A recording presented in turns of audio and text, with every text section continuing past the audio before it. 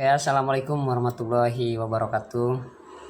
Eh, Nama saya Fahri Jidan. Saya di sini akan memaparkan hasil pembuatan PowerPoint saya, yaitu dengan judul analisis bisnis dengan pendekatan BEP atau dan PBP atau Break Even Point atau Payback Period. Jadi di sini saya akan memaparkan hasil pembuatan riset materi saya, walaupun saya tidak begitu bagus buat PowerPoint karena katanya yang pandai buat PowerPoint itu katanya tidak punya power dan tidak punya poin ya. Itu saya kutip dari Rocky Gerung ya. Jadi sini ada beberapa poin yang perlu dipaparkan. Yang pertama terkait ada pendahuluan, pengertian analisis bisnis, manfaat analisis bisnis, pengertian pendekatan BEP, fungsi BEP, tujuan BEP, komponen dasar BEP, elemen perhitungan BEP, pengertian PBP, perbedaan BEP dan PBP, kelebihan BEP dan PBP, kekurangan BEP dan PBP, apa yang terjadi ketika perusahaan tidak menerapkan BEP dan PBP, apakah BEP dan PBP bisa diterapkan di perusahaan kecil. Jadi ada beberapa poin yang nanti akan saya jelaskan. Mungkin ini begitu simpel dan juga tidak terlalu rumit ya. Semoga nanti bisa dipahami dengan baik. Kalau misalkan saya kurang bagus, mohon dimaafkan juga. Oke, kita lanjut ke slide selanjutnya. Sini ada pendahuluan. Jadi sebelum kita masuk ke dalam materi, kita perlu cerna terlebih dahulu bahwasanya dengan analisis bisnis dengan pendekatan BEP dan PBP ini sudah sangat familiar, sangat banyak sekali yang menggunakan ini karena memang dengan analisis dengan strategi semacam seperti ini tuh sudah banyak sekali digunakan karena sudah ada banyak hasilnya gitu. Jadi tanpa berlama-lama lagi kita langsung masuk saja ke materi kita yang pertama. Kita lihat, oke, di sini ada analisis bisnis. Apa yang Anda tahu tentang analisis bisnis itu? Jadi sebelum kita menginjak ke BEP dan PBP itu kita harus tahu dulu analisis bisnis. Analisis sudah jelas di situ ada analisis. Analisis itu identik dengan kita mengamati, mencermati.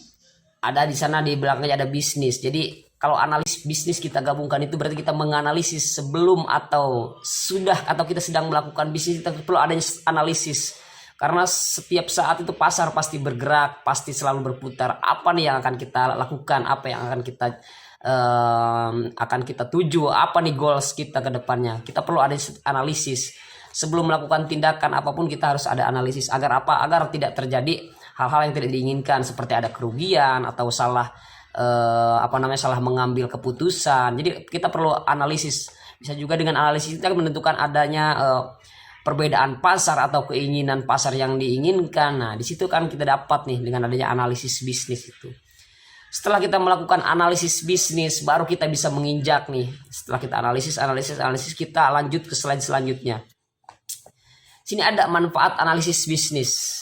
Ketika kita sudah melakukan analisis bisnis, tentu kita akan mendapat manfaatnya. Yang pertama saya bilang tadi, kita akan mendapatkan apa nih yang selama ini sedang trending atau sedang diminati di pasar-pasaran ini. Jadi kita akan mendapatkan manfaat tersebut. Kita juga dapat mengetahui bahwasanya kita ketika akan setelah menganalisis itu, kita akan tahu nih. Jadi kalau misalkan kita meneliti atau mengamati pasar yang sedang terjadi, kita akan yakin bahwasanya memang dengan hasil analisis kita ini, bisnis kita ini akan minimal 80% kita yakin. 20%-nya pun masih ambigu, belum tentu tidak goal juga. Yang jelas setelah kita melakukan analisis bisnis ini, kita dapat memahami apa yang terjadi di luaran sana gitu. Oke, kita next ke slide selanjutnya. Kita beranjak ke break even point. Jadi di BEP ini pertama kita pahami dulu nih terkait pengertiannya. Jadi BEP itu adalah titik keseimbangan hasil dari pendapatan dan modal yang dikeluarkan dan yang didapatkan itu bentuknya sama dalam periode waktu tertentu. Jadi dari break even point ini kita dapat mengetahui ini titik keseimbangan antara modal dan pendapatan itu, kita dapat mengetahui hal tersebut. Oke, kita next. Sini ada fungsi. Apa fungsi dari BEP itu? Fungsinya kita dapat menentukan langkah efisiensi kerja, itu yang pertama. Untuk mengetahui perubahan nilai laba, kita untung atau rugi, kita bakal tahu dengan fungsi seperti ini. Dan yang selanjutnya kita dapat menentukan kerugian yang terjadi. Jadi ketika misalkan kita rugi, kita itu dapat mengetahui kerugian kita berapa, kerugian kita dari mana. Jadi dengan break even point ini fungsinya juga bisa mengetahui kerugian kita gitu. Oke, kita next ke slide selanjutnya. Ada komponen dasar dalam break even point. Jadi saya di sini ada kutip ada 4 komponen dasar break even point itu. Yang pertama ada biaya tetap atau fixed cost. Jadi biayanya harus tetap. Yang kedua ada biaya tidak tetap atau variable cost. Yang selanjutnya atau harga jual atau price. Nah ini. Jadi kalau kita membuka bisnis atau perusahaan itu yang jelas itu namanya harga jual itu harus ada dong. Jadi kita harus tetapkan harga jual kita. Yang terakhir ada pendapatan. Tentunya ketika kita misalkan sudah ada harga jual, biaya tetap, biaya tidak tepat, di situ kita akan mendapatkan pendapatan, gitu ya. Oke, kita next. Elemen perhitungannya sama komponen dasar. Kita lanjut ke payback period. Oke, untuk payback period juga kita pahami dulu pengertiannya, yaitu adalah metode evaluasi atau kelayakan suatu investasi dengan mencari periode yang diperlakukan untuk mengembalikan jumlah investasi. Payback itu kita cermati dengan analis kita ya, payback berarti pengembalian modal dalam jangka waktu tertentu. Itu juga kita sudah bisa pahami di situ. Jadi dengan adanya payback period ini kita dapat nih menentukan ketika ada investor mau masuk ke kita dapat meyakinkan dia bahwasanya nanti pendapatan Anda segini, kita balik modalnya nanti tahun segini atau bulan apa nanti apa, itu kita bisa hitung di sana gitu. Dengan payback period ini kita dapat menentukan hal-hal tersebut yang nanti akan kita yakinkan kepada investor-investor kita ya. Oke, next kita di sini ada perbedaan BEP dan PBP. Oke, yang pertama kita bahas dengan BEP dulu. Kalau BEP itu lebih identik terhadap titik keseimbangan atau hasil yang ditentukan untuk modal atau misalkan laba yang kita dapat, terus efisiensi kerja, apalagi perubahan nilai laba atau kerugian yang terjadi, kita dapat tentukan di situ gitu. Dengan keseimbangan hasil, ketika misalkan kita profit dan kita rugi itu kita dapat balance gitu di situ. Kalau misalkan itu dengan BEP, tapi beda lagi dengan PBP. Kalau PBP itu lebih ke jangka waktu yang panjang, kita lebih kepada untuk pengembalian modal. Kalau PBP itu ya, kalau misalkan BEP itu sekali lagi untuk menentukan hasilnya. Kalau PBP itu lebih ke fokus ke pengembalian modal, atau misalkan investor ingin mengetahui kita kapan kita balik modalnya. Kalau PBP mungkin perbedaan BEP dan PBP itu seperti itu ya. Ini menurut riset saya selama sambil improvisasi gitu ya. Oke, next. Kelebihan BEP dan PBP.